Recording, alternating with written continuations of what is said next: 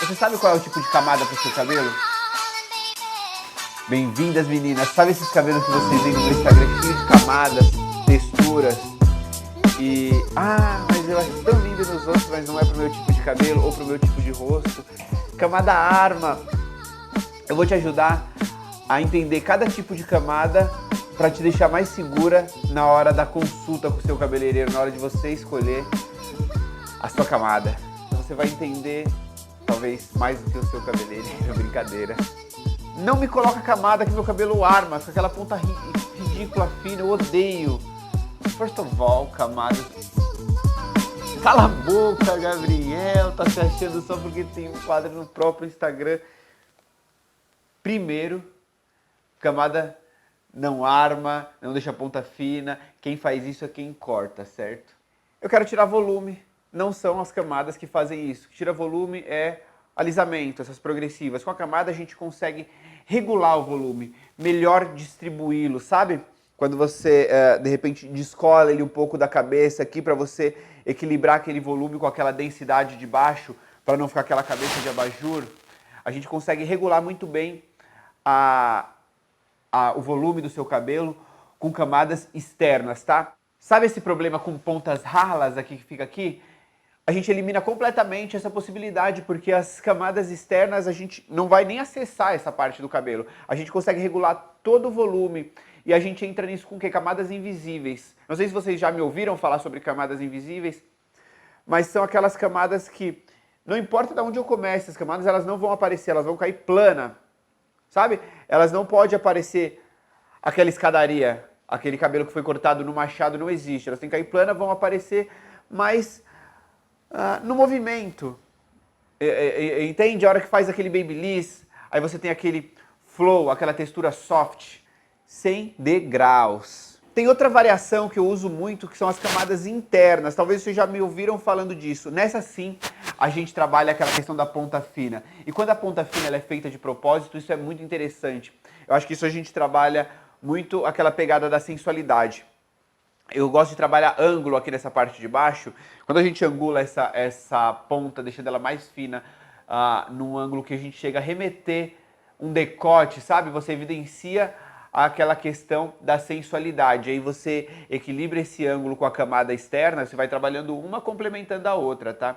E aí você equilibra ali a sua identidade, a matéria-prima, que é o cabelo que você tem, somado ao seu desejo. A gente trabalha ângulo na camada interna, um pouco de volume nas camadas externas e a gente valoriza essa sensualidade. Eu vou abrir um pouco minha colinha aqui para eu trazer o assunto inteiro para vocês. Não fica com medo dessas pontas finas, que talvez seja um trauma de um cabelo mal cortado. Eu entendo quando vocês falam isso. Eu já vi muitos que fica aquela ponta rala, escassa, fica aquele cabelo pobrinho. Mas isso é uma coisa de fiapo e o volume excessivo aqui. Tem que ser realmente muito bem feita, somada a feeling, né? Que aí vai encontrar a sua identidade e ele vai bater ali com a sua rotina, com o seu lifestyle, de acordo com o que você se dedica para arrumar esse cabelo. Certo? Se não tá bem claro isso, pode deixar no comentário que a gente tá junto. Eu que leio os comentários, eu que respondo, certo? Uma dica muito valiosa para vocês não passarem por isso, ao invés de você olhar no cabeleireiro do Instagram, vai numa indicação de amiga. Não tem essa indicação de amiga, vê o cabeleireiro que pelo menos faz o cabelo de alguém que você segue, para você acompanhar esse cabelo, não no dia que ele sai do salão, no outro dia, que não esse dia que ela sai do salão, sabe? O dia que ela está utilizando aquele cabelo de forma real. Que é o face frame. Talvez a variação mais importante aqui, porque é onde você bate de frente aqui, ó, que você está vendo que atrás às vezes você não está vendo, mas aqui ó, é onde você tem acesso e é a primeira imagem que você passa para outra pessoa. Então aqui é onde realmente eu boto minha assinatura.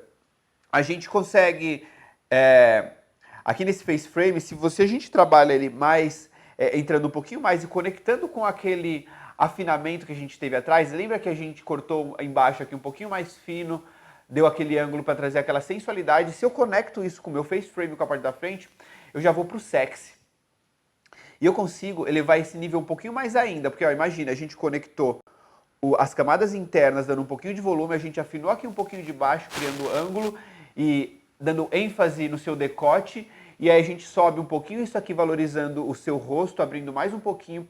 A gente foi do sensual para o sexy. E se a gente conecta com a franja e abre ela um pouquinho mais aqui, ó, a gente vai do sexy pro porn, talvez. Mas isso é a questão, não é só você ter uma franja e vai aparecer uma pornô.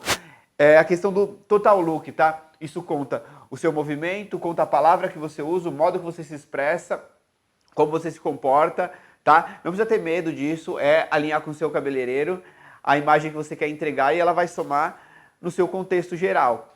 De repente você pode ter essa franja um pouco mais longa também e botar um contorno iluminado, que aí você volta pro sensual e ainda continuando naquela linha do mainstream, sabe?